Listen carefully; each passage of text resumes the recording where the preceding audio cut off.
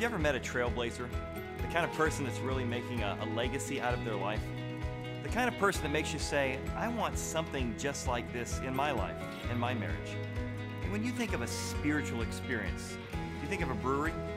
You know, beer and Bible, God and Guinness. Let me ask you a question. If I told you about a company that was providing 24/7 doctors on call for all their employees, and dentists, and nurses, and even massage therapists. If I told you that same company had a bank that helped all their employees buy a home, take a vacation in the countryside, help with burials and cemeteries, as well as help educate all of their children.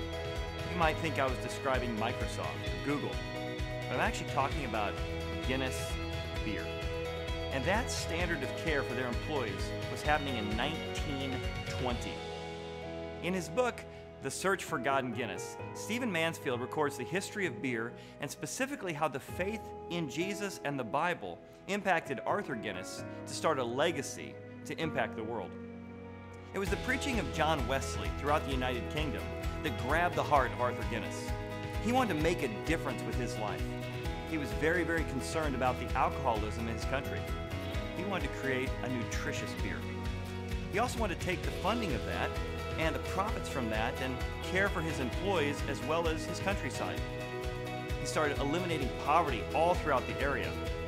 There are places in Dublin today with statues to the man saying that his company and his family helped rescue their entire city from economic ruin. He also funded the Sunday school movement, which helped with literacy in many of the poorest areas in Ireland, as well as creating a spiritual awakening, calling many people to become pastors and missionaries with their entire life. But he was also a master negotiator. As a business leader, he was thinking not 10, 20 years into the future, but hundreds, even thousands of years into the future. He negotiated the most incredible business deal in history, a 9,000-year lease for only 45 pounds per year. This man was a revolutionary. He was a trailblazer, wanting to impact the world around him and for centuries to come.